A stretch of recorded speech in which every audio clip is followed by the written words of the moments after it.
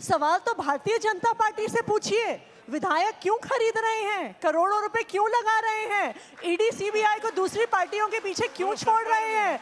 India गठबंधन के हर party के हर नेता के पीछे अपनी ईडी सीबीआई क्यों छोड़ दी है, और जब वो विपक्ष के नेता आपकी पार्टी में आ जाते हैं तो क्यों सीबीआई ईडी के केस बंद हो जाते हैं, क्यों छगन भुजबल की फाइल गायब हो जाती है, क्यों अजीत पवार का केस बंद हो जाता है, क्यों हेमंत बिस्वा शर्मा के स्कैम खत्म हो जाते हैं। तो सवाल तो आपको भारतीय जनता पार्टी से पूछना पड़ेगा। और मीडिया डेमोक्रेसी का एक स्तंभ है, आपकी भी जिम्मेदारी है सारी पब्लिक को बताना कि जो भारतीय जनता पार्टी कर रही है वो लोकतंत्र को खत्म कर रही है। एक एक करके हर एजेंसी का मिसयूज हो रहा है। आप इस तरह देखिए, इलेक्शन कमीशन के लिए वो कानून लेके आ जाते हैं कि 3 मेंबर कमेटी में 2 भारतीय जनता पार्टी के रहेंगे। क्या वो खबर नहीं है पब्लिक को बताने के लिए? जो सीएजी का ऑडिटर आयुष्मान भारत का स्कैम दिखाता है, उसको पेपर पे लेके आता है, उसका अगले दिन ट्रांसफर हो जाता है, क्या ये लोकतंत्र का हनन नहीं है? हमने तो सवाल ये है कि लोकतंत्र पर हमला भारतीय जनता पार्टी कर रही है, विधायक तोड़ने का काम भारतीय जनता पार्टी कर रही है, ठीक है, डराने धमकाने का काम भारतीय जनता पार्टी कर रही है। हमने ये सवाल आज दिन भर पूछा, बीजेपी के कई नेताओं से पूछा, केंद्रीय मंत्रियों से पूछा। हमने पूछा कि आखिर वो कौन सा मैग्नेट है जो बीजेपी की तरफ लोग चले आते हैं, और क्या उस मैग्नेट का नाम ईडी है? उन्होंने कहा नहीं, उस मैग्नेट का नाम प्रधानमंत्री नरेंद्र मोदी है। प्रधानमंत्री नरेंद्र मोदी के व्यक्तित्व की वजह से लोग चले आ रहे हैं और वो चाहते हैं राष्ट्र निर्माण में अपना योगदान दें। आप इस बात पे विश्वास करते हैं क्या? मैं ये जानना चाहती हूँ। विश्वास नहीं करती है? मैं ये जानना चाहती हूँ कि ऐसा क्या मैग्नेट है जो एक पार्टी से विधायक जीत के आते हैं दूसरी में चले जाते हैं। कर्नाटका में क्या मैग्नेट है, गोवा में क्या मैग्नेट है? भाई अगर इतना ही मैग्नेट था प्रधानमंत्री नरेंद्र मोदी जी का तो वो सीटें जीत के आ जाते, विधायक जीत के आ जाते, सांसद जीत के आ जाते।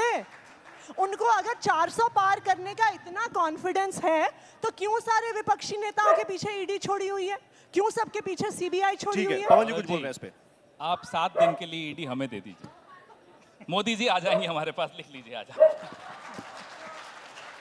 और हो सकता है प्रतियोगिता होगी, पहले कौन आता है, अमित शाह जी आते हैं, मोदी जी आते हैं, आएंगे ना अमित जी तो यहाँ शाम को पूछिएगा। हम कह रहे हैं 7 दिन के लिए ईडी दे दीजिए, 4 दिन के लिए सीबीआई दे दीजिए, और 1 दिन के लिए अपना मीडिया भी हमें दे दीजिए, फिर देखिए कौन कौन आता है हमारे पास। तो पवन खेड़ा ये कह रहे हैं कि अगर कांग्रेस पार्टी सत्ता में आती है तो जो वो आरोप बीजेपी पर लगाती है ईडी के दुरुपयोग का, वो भी वही करेंगे। साहब हम तो बहुत कुछ सीख लिए पिछले 10 साल, देखे जाइए आगे वाले 10 साल हम क्या करते हैं। अब सिखा देंगे इनको, नहीं आप लोगों को नहीं, इन लोगों को सिखा देंगे कि लोकतांत्रिक प्रक्रिया के तहत चलकर भी राजनीति की जा सकती है। लेकिन हाँ, इन लोगों को अपने किए की सजा मिलेगी और बराबर मिलेगी, ना केवल उन अधिकारियों को मिलेगी जो आज ईडी और सीबीआई में बैठे हैं, ना केवल भारतीय जनता पार्टी के बड़े नेताओं को सजा मिलेगी। हाँ, मीडिया को जरूर थोड़ा सा आत्मचिंतन करना जरूरी है।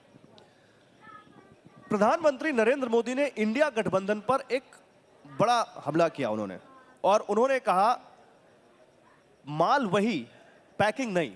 और वो कह रहे थे कि उत्तर अपने संसदीय क्षेत्र में कह रहे थे कि इस बार 80 की 80 सीटें यूपी की हमें मिलेंगी।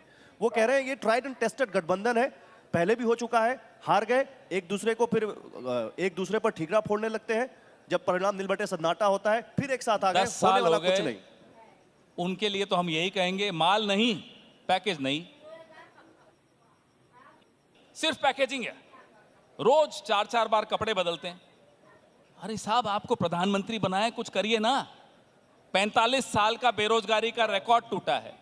400 रुपए का सिलेंडर 1100 में बिक रहा है, 60 रुपए का पेट्रोल 100 रुपए में बिक रहा है। नए नए कपड़े पहन के साहब चले आते हैं, मेकअप भी करते हैं, बाकायदा करते हैं। सुबह से शाम तक एक आदमी का चेहरा इतना लाल दिखता है क्या? मेरा तो नहीं दिखता, आपका भी नहीं दिखता, बताइए कैसे दिखता?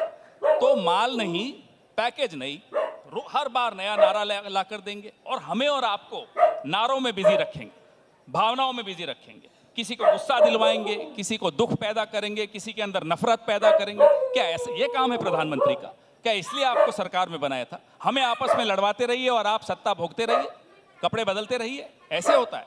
ऐसे देश चलाया जाता है? नहीं, लेकिन जब हम इंडिया गठबंधन की बात करते हैं तो इस गठबंधन में वो पार्टी भी है आपके साथ जिसका जन्म आपके खिलाफ भ्रष्टाचार के आरोपों को लगाकर हुआ, वो आपके साथ है, और आप भी हैं इस गठबंधन में जो हमेशा उनके खिलाफ लड़ते रहे। क्या ये इंडिया गठबंधन विचारधारा का गठबंधन है या केवल सत्ता पाने का गठबंधन है? यह इंडिया गठबंधन एक कॉमन विचार है, हम सबका एक विचार है। क्या है वो विचार? कि आज संविधान खतरे में है, आज बाबा साहब अंबेडकर ने जो हमें मूल मंत्र दिया था इस संविधान में वो खतरे में है, आज हम सबकी आज़ादी खतरे में है। आज दिख नहीं रहा, लेकिन जो हो रहा है वो थोड़े सालों बाद इन सबको दिखेगा। आने वाली पीढ़ियों की लड़ाई लड़ने का विचार लेकर हम इकट्ठे आए। उसके लिए कुछ समझौते हमने किए, कुछ सीटें हमने छोड़ दी, कुछ इन्होंने छोड़ दी, लेकिन ये समझौते इसलिए ज़रूरी हैं कि हमें इन लोगों को सत्ता से बाहर तो करना ही है, खुद सरकार में आना है, ताकि जो 10 साल में इन्होंने पूरे देश को जिस तरह से पिछड़ा है, जिस तरह से संविधान के ऊपर जो हमले हुए हैं, अगर उसको दुरुस्त करना है तो हमें सत्ता में आना जरूरी है और उसके लिए कुछ समझौते करने जरूरी है। आतिशी, मैं आ रहा हूं नवल जी आपके पास।